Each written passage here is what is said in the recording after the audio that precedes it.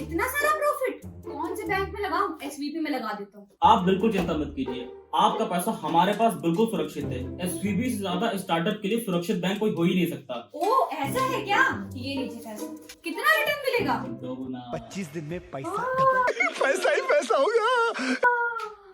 और लाओ, तुम भी लाओ। पेटीएम में अपने सारे पैसे लगा दिए। मैं भी लगा देता हूँ। तुम भी दे दो, देते जाओ देते जाओ। ये लो, ये हमारे पैसे। आप भी दे, तू भी दे, तू भी दे दो, तू भी दे। प्लीज हमारा पैसा सेफ रखिएगा। आप बिल्कुल चिंता मत कीजिए, आपका पैसा कहीं नहीं जा रहा। Meanwhile,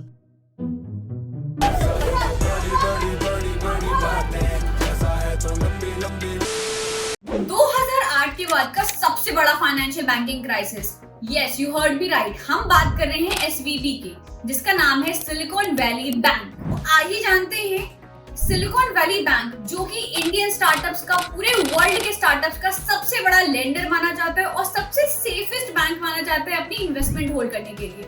तो ऐसा क्या हो गया कि अचानक से ये बैंक बैंकरप्ट हो गया?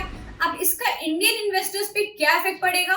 और जैसा कि आपको पता है, सिलिकॉन वैली में 80 to 90% जो लोग वर्कफोर्स है वो मोस्टली इंडियंस है।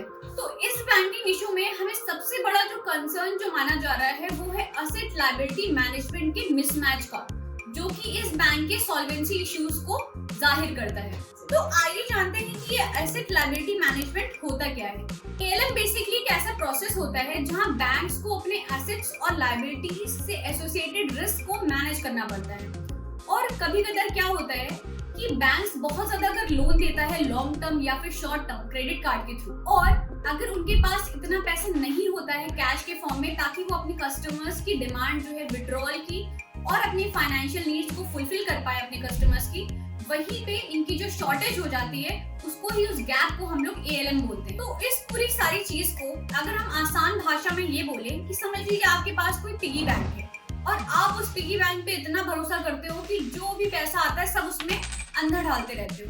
आप सोचते हो कि इससे मुझे बहुत अच्छा रिटर्न मिलेगा, आप सब उस बैंक में पैसा डालते रहते हो।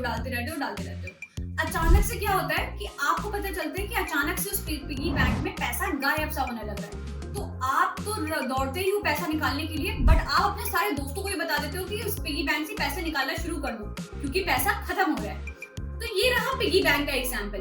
और अब आप ये सोच लीजिए पिगी बैंक की जगह आप एसवीबी बैंक को रख लीजिए, जहाँ पे अचानक से बैंक रन की सिचुएशन आ गई है। सारे कस्टमर्स अचानक से उनके पास पैसे लेने के लिए पहुंच गए और जिसकी वजह से उनके पास कैश का फ्लो बिल्कुल खत्म हो गया। तो यहाँ पे सिचुएशन दिखाई देती है बैंक रन की।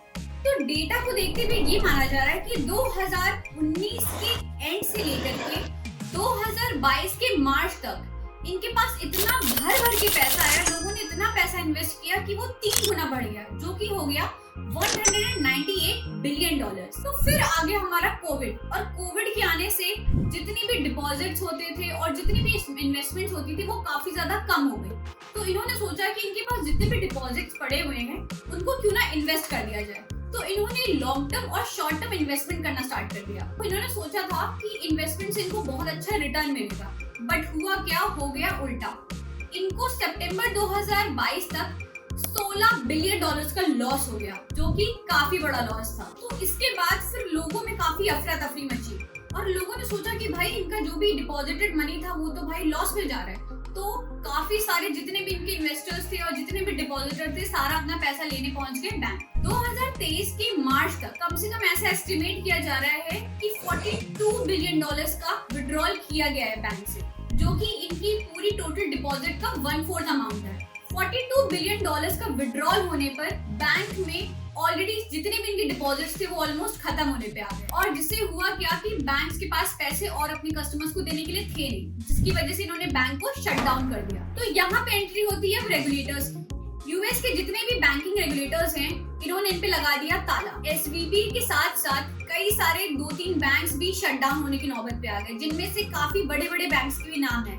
One of them is signature bank. अब हुआ क्या है कि जब बैंक हो गए पूरे शट डाउन, तो अब कहाँ से आएगा पैसा? लोग अपने पैसे के लिए, जिनको जरूरत है एक्चुअल में पैसे के लिए, वो अपने बैंक में उनके पैसे होने के बाद भी वो पैसे विड्रॉ नहीं कर पा रहे। तो ये सिचुएशन है एसवीबी बैंक।